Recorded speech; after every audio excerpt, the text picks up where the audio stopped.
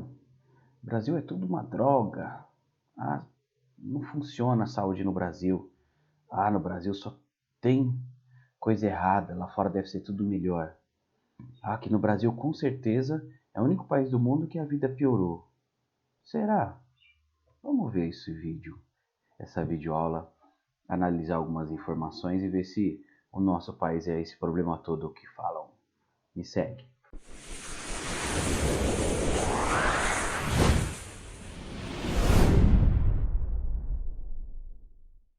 Meu povo, minha pova, espero que vocês estejam bem, espero que vocês estejam se cuidando. E hoje, essa última videoaula do bimestre, nós vamos falar sobre a vida do brasileiro, nos últimos anos. Porque nós temos falado nas últimas aulas, nas últimas atividades, sobre como melhorou a vida do brasileiro. A questão da importância das vacinas, da saúde pública, o avanço da medicina e por aí vai. É claro que o Brasil ainda tem desafios gigantescos para resolver, para melhorar a vida da educação, mas nós vamos ver que melhorou sim. Existe um índice chamado de IDH, que a gente vai falar disso hoje, que mostra qual a situação do país, qual a situação o quanto aquele país oferta ou não situações para as pessoas viverem bem, tá bom? Então a gente vai ver que temos sim vários desafios, mas também temos que comemorar o que foi conquistado, tá? Embora conquistado de forma muito lenta, porque infelizmente o poder público, e eu falo de todo ele, tá? São raríssimas as exceções de políticos que levaram a sério a questão, por exemplo, do saneamento básico no Brasil. Tá? Primeiro, lindões, vamos entender o que é o Índice de Desenvolvimento Humano, o IDH. É uma conta realizada levando em consideração 3 fatores principais, tá? Que é a questão da saúde, ok? O acesso à saúde da população, a questão da educação e a questão da expectativa de vida. É claro que esses 3 pontos, eles dependem de vários outros suportes, tá? E à medida que esses outros suportes ficam melhores, por consequência, saúde, educação e expectativa de vida melhoram também, ok? Pois bem, gente, na saúde tem que se considerar o acesso à saúde pública, quando eu falo acesso, não é só o fato do país ter um sistema de saúde pública, porque vários países na Europa não têm sistemas públicos de saúde, mas o modo como eles ofertam emprego para a população, a infraestrutura criada nesses países, permite com que a população consiga acessar os sistemas de saúde. Portanto, eles aumentam a pontuação, tá? Aí tem a questão da educação, gente, que é um ponto muito sensível. Por quê? Em resumo, esse índice ele leva em consideração por quantos anos a pessoa estudou na vida, tá? Não à toa, no Brasil a gente vê muito isso, que a importância maior dos governantes é manter a garotada na escola até durante o tempo que se espera, Então, começa a estudar ali no mínimo com 6 anos, tá? Na primeira série, o ideal é até que comece um pouquinho antes na pré-escola, mas enfim, isso já não é obrigatório. E que esse jovem ele saia com 17, 18 anos do ensino médio sem nenhuma reprovação, Então existe ali um período de estudo que eles consideram importante. E aí tem que depois a questão de cursos profissionalizantes, questão de faculdade, tudo isso muda o IDH. Mas não adianta só você manter o jovem na escola. E esse é um problema no Brasil. Infelizmente, nós vivemos políticas que os governantes pensam muito mais em manter a criança na escola do que efetivamente. Então, por exemplo, vamos criar o programa de escola integral, a garotada vai ficar das 7 da manhã às 4 da tarde, os pais vão trabalhar com calma porque sabem onde os filhos estão. Gente, não adianta você colocar a molecada dentro desse espaço, ou mesmo numa escola regular, que é período de 5 horas e 20, se o ambiente escolar ele não for muito agradável, tanto que, assim, alguns países com IDH muito alto, muito alto mesmo, a garotada fica de 4 a 4 horas e meia só na escola. É muito menos que a escola integral do Brasil. E o IDH dele está lá no alto. Por quê? O investimento numa qualidade educacional faz com que essa garotada desses países acabem estudando por mais tempo, né, se desenvolvendo melhor. Então, a gente precisa, nós como população, cobrar os nossos governantes disso, de que a educação ela precisa de muito mais qualidade do que quantidade, né? Ah, professor, mas tem professor que faz isso, tem professor que faz aquilo, e a gente sabe dos problemas, né?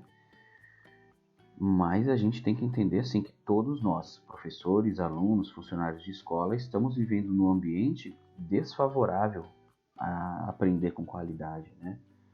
A gente poderia debater aqui várias coisas a respeito disso, não é o tema da aula, mas vocês estão entendendo o que eu quero falar, né? Então, mas eu vou entrar nessa polêmica não. Pois bem, meus lindões, e o último é a questão da expectativa de vida. A expectativa de vida da população, lembra que eu falei que esses 3 fatores estão ligados a vários pilares? A expectativa de vida está ligada à segurança pública, né? Uma população onde o índice de violência é mais baixo, por consequência, morrem menos jovens, por exemplo, envolvidos em crime. Onde tem o saneamento básico, o sistema de saúde muito bom, muito bem formado, morrem muito menos crianças de doenças relacionadas à falta de saneamento básico, né? Doenças infecciosas. Se você tem um bom sistema de saúde que atende a pessoa quando ela estiver ali com algum sintoma, com alguma doença que é tratável, e às vezes o sistema de saúde falha e a pessoa que poderia viver morre, então diminui a expectativa de vida, tá? Então esses 3 fatores são analisados, tá? E quanto mais perto de 1, essa escala vai de 0 a 1, mais perto, como eu dizia, né, mais próximo de 1, melhor. Nenhum país do mundo chegou a 1, tá, gente? Todos os países, obviamente, têm lá alguma deficiênciazinha, seja por parte do poder público ou da própria população, ok? Mas quanto mais perto de 1, melhor, tá bom?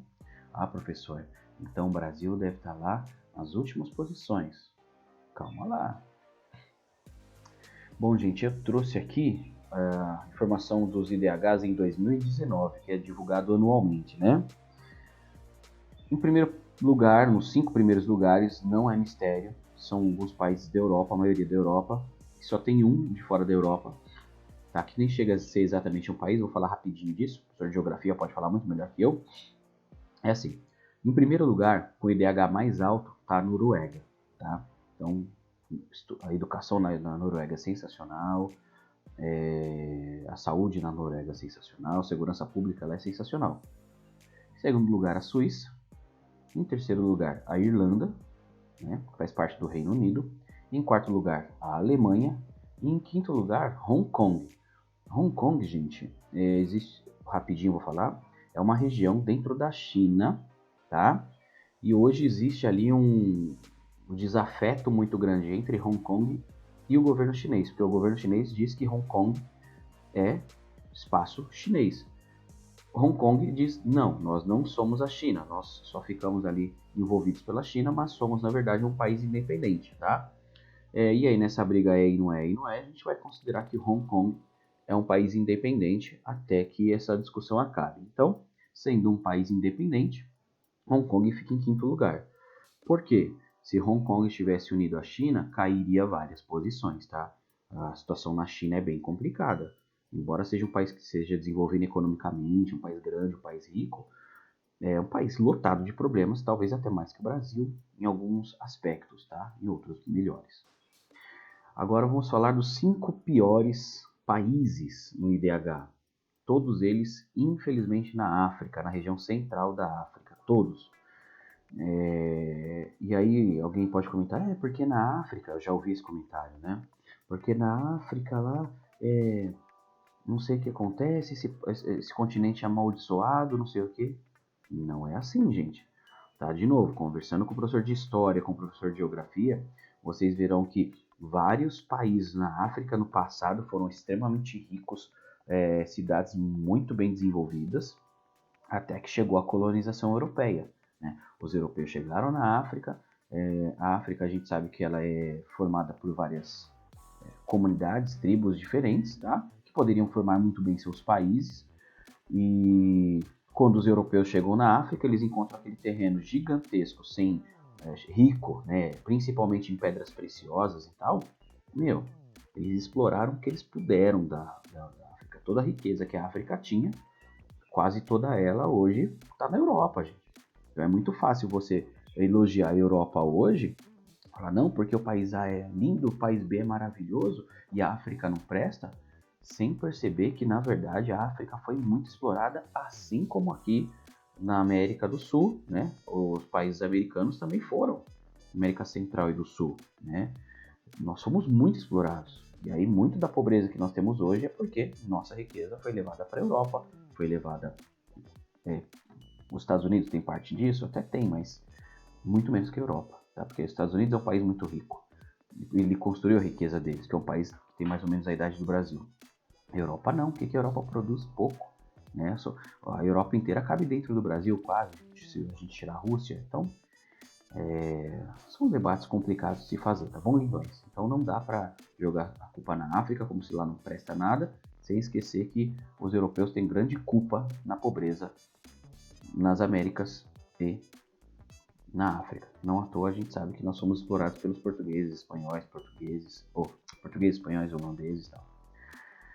Tá, professor, você falou. E o Brasil? Bom, gente, o IDH ele é medido em 188 países do mundo. O Brasil está lá no meio, um pouquinho para cima do meio, na verdade, na 76ª posição, ou seja, a posição de número 76, com o número de 0,761, que é considerado o índice alto, tá? Então tem muito alto, alto, médio, baixo, muito baixo. O Brasil é considerado alto, ok? Curioso, só que assim, embora o Brasil seja o país mais rico, tá?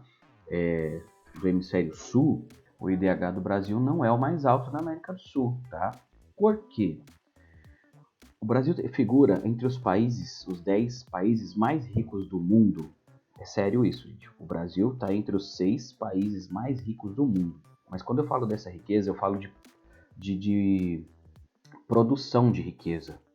Só que toda essa riqueza gerada, primeiro, o Brasil é um país muito grande. O Brasil é o 5º maior país do mundo. A população brasileira é uma população muito grande. É a 5ª maior população do mundo, né? E aí une esses dois fatores a uma história de exploração, a uma história de governos que não fizeram a lição de casa, fazem com que o Brasil então não criasse ali uma condição de ser o maior, com melhores condições de vida aqui na América do Sul. Gente, eu vou comparar com os Estados Unidos, porque os Estados Unidos têm situações muito semelhantes ao do Brasil. Com a diferença que o terreno, os países aqui da América do Sul, de modo geral, e eu vou falar o Brasil porque é onde a gente está, é o maior em questão de território e população, mas os dois países, eles foram colonizados mais ou menos na mesma época.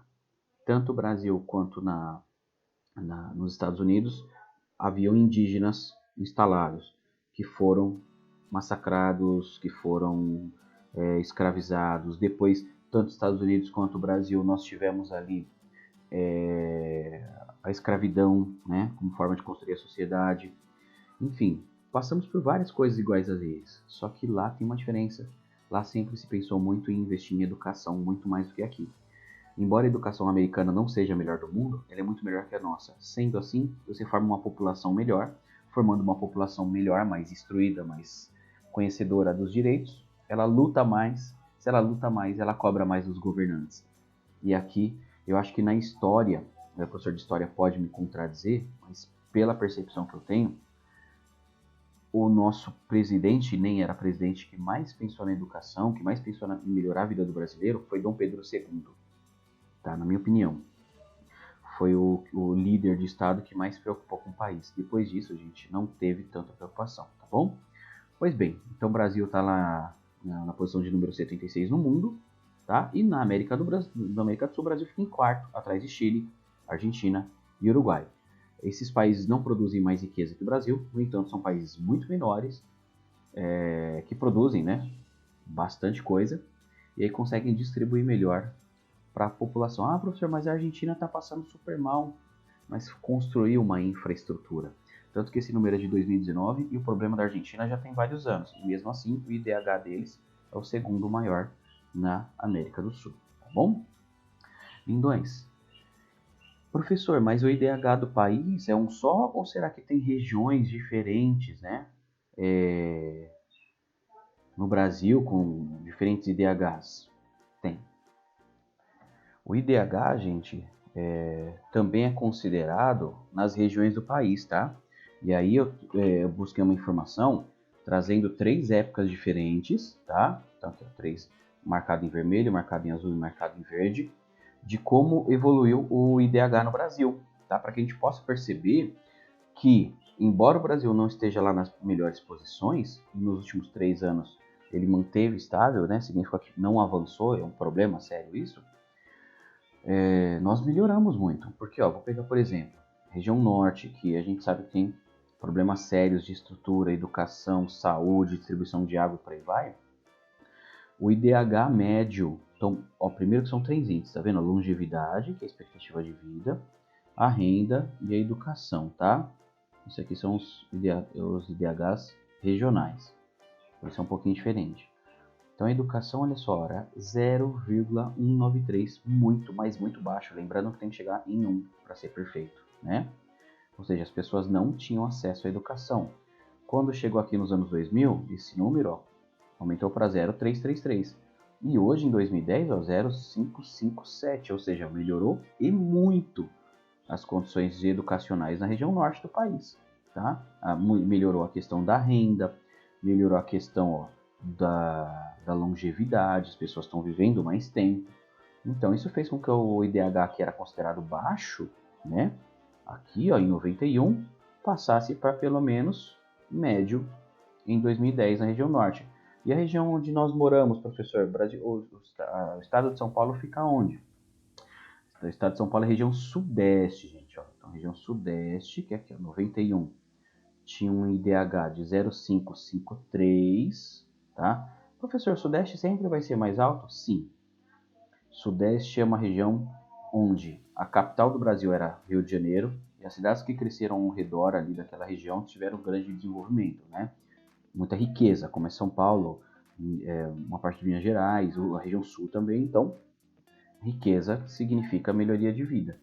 Então, mudou de 0,553 para 0,676 nos anos 2000 e no último ano, 2010, 0,766, tá? Ainda é o mais alto, só que não está assim tão longe, na verdade nunca esteve tão longe, né? Da região sul, né? Que é Paraná, Santa Catarina e Rio Grande do Sul, e da região centro-oeste também, que sempre teve bons números. Então, percebam, gente, que os números mudam de acordo com as regiões do país, tá bom? Lindões, falamos do IDH, né, do que o IDH é um índice que mede a qualidade de vida das pessoas. Depois a gente viu que no Brasil essa qualidade de vida ela é desigual, embora tenha melhorado muito, muito, muito, né? Eu acho que ainda vai melhorar. Agora vamos falar sobre um outro problema, acesso à água, né? E quando eu falo acesso à água, é a água boa para beber, né, para cozinhar, fazer as coisas do dia a dia. E também, a gente sabe que quando a gente usa água, gera esgoto. Esse esgoto precisa ser recolhido e tratado antes de ser devolvido na natureza. Isso é um mundo ideal. Então você leva a água limpa para as pessoas, recolhe essa água, cuida dessa água e devolve ao rio, tá? Aos rios, né, aos mananciais e tal. E aí o Brasil não faz a lição de casa. Aí o bicho pega, aí falta vergonha na cara dos governantes e também falta um pouco da população de não unir forças para cobrar do poder público, tá? Pegar, por exemplo, um bairro que tem lá um córrego aberto, pega 100, 200, 300 pessoas, vai lá na Câmara Municipal e fala, olha, tem que canalizar aquele rio. As pessoas não se envolvem nisso. Ah, mas eu não gosto de política, mas vai lá e vota e às vezes vota errado, né? Então a gente precisa se envolver com política, porque a gente vota nos caras, a gente vota no cara que vai fazer aquela obra, né? Então a gente tem que cobrar esses caras, ok? Pois bem, gente, no Brasil, 35 milhões de pessoas não têm acesso à água tratada. A população brasileira está em mais ou menos 210 milhões de pessoas. Uma conta boba rápida, eu estou falando então que pelo menos 18% de todos os brasileiros não recebem água tratada em casa, gente, né? Vai ter que buscar em rio, buscar em açude, Isso é péssimo. É muita gente. É muita gente sem água. É complicado se você pensar que poderia ser você, né?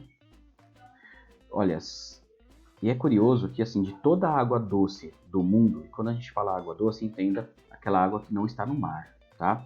Então, a água doce pode ser considerada as geleiras, os rios, lagos, na verdade, lagoa, né? Água subterrânea, cachoeira, tudo isso é água doce, tá? Água que a gente bebe normalmente. De toda a água que existe no planeta Terra, 12% está no Brasil. 12%. Significa que cada 1.000 litros de água, 120 está no Brasil. É claro que essa distribuição de água no Brasil ela não é igual para todas as regiões. Tem lugar que tem muito mais, tem lugar que tem muito menos, tá? Mas nós temos muita, mas muita água mesmo. O Brasil é um país abençoado, não só o Brasil, mas os países da América do Sul são muito abençoados no respeito, no significado de ter quantidade de água para a população, tá? E é curioso, na verdade não é curioso, né? É um fato até fácil de entender.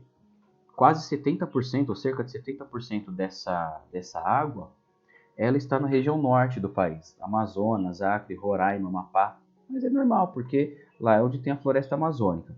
A floresta amazônica é uma floresta gigantesca que fica perto da linha do Equador. Se recebe muito sol, tem muita floresta, essa floresta forma muitas nuvens de chuvas e aí tem muita água mesmo, tá bom?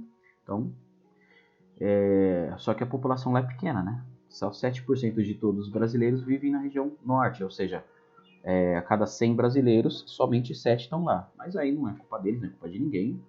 Foi assim que a sociedade se formou, tá bom? Agora, como é que essa água tá pelo país, gente? Tá bem distribuída, não tá? Vamos lá. Aí tem um dado que é assim: quantos metros cúbicos de água cada pessoa tem durante um ano? 1 metro cúbico de água, a gente tem 1.000 litros. O que é 1 metro cúbico, professor? Sabe um dado, aquele que a gente joga de jogo? Aquele é um cubo, tá? Então você pega, para medir água, você faz um piso de 1 metro, aí você faz as paredes de 1 metro e tampa com mais 1 metro de vidro, por exemplo. O que couber de água lá dentro dá 1.000 litros. Então essas pessoas elas têm 20.000 metros cúbicos por ano para beber de água. É bastante coisa, isso por pessoa. Quais estados são tão ricos assim de água? Riquíssimo. Acre, Amapá, Amazonas, Amapá, Goiás, que fica na região centro-oeste, né? Mas muito perto ali da Amazônia.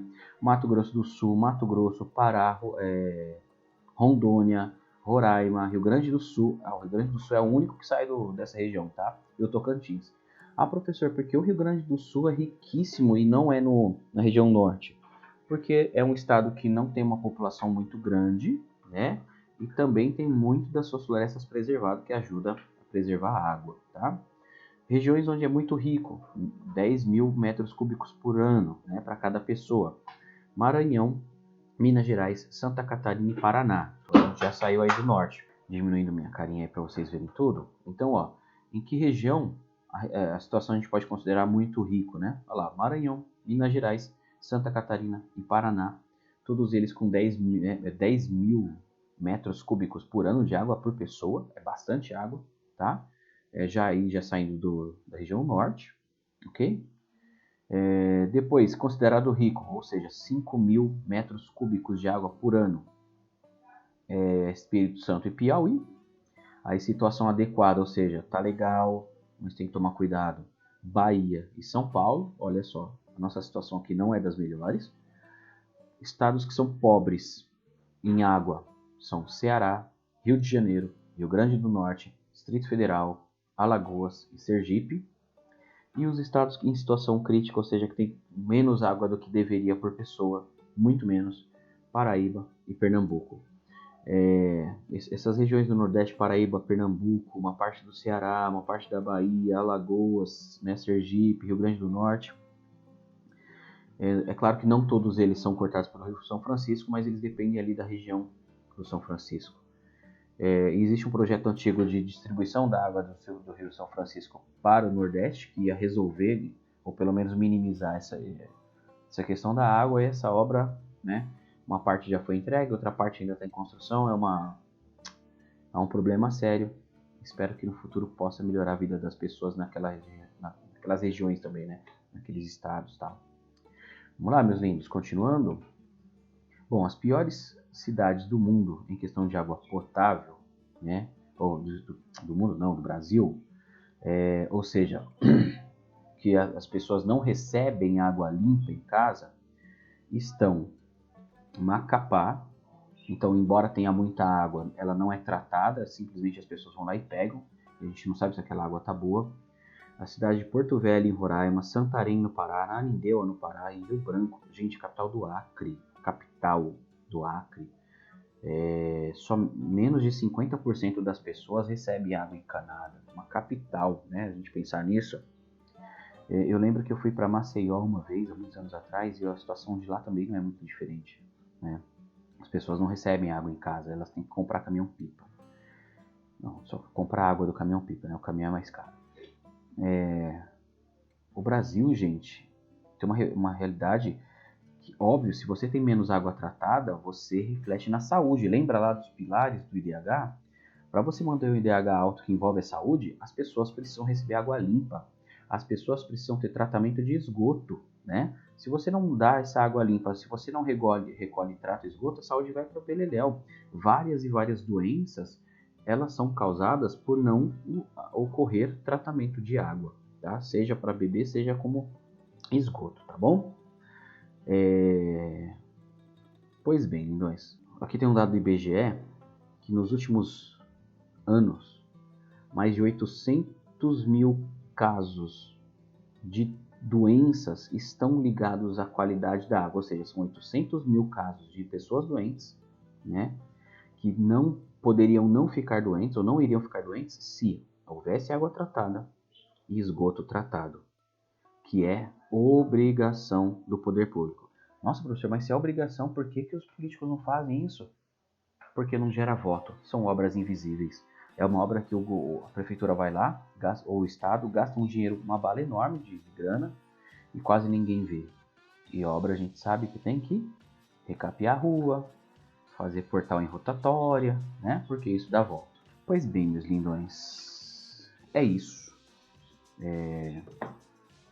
Eu espero que... Eu sei que eu trouxe muita informação, o vídeo ficou um pouco longo, olha a minha cara feia, tá? Mas além de falar dessas questões do IDH e ver que nós temos vários problemas no país, ele melhorou muito, né? Não tem muito o que comemorar, porque poderia estar muito melhor. O Brasil tem riqueza para isso. Agora fica aqui a reflexão. A população tem culpa, tá? Não dá para jogar só no poder público a responsabilidade. O poder público é relaxado, sim, mas porque nós, enquanto população, também somos relaxados, tá? E a partir do momento que a população aprender a unir forças e entender que político não é bonzinho, que político é empregado do povo porque ele foi escolhido pelo povo, aí a gente muda essa situação, tá bom? Lindões, eu espero que vocês fiquem bem, que vocês fiquem em casa, se cuidem. Os números da pandemia estão subindo, estão aumentando, as coisas estão piorando. Por favor, não vacilem, tá bom? Tchau.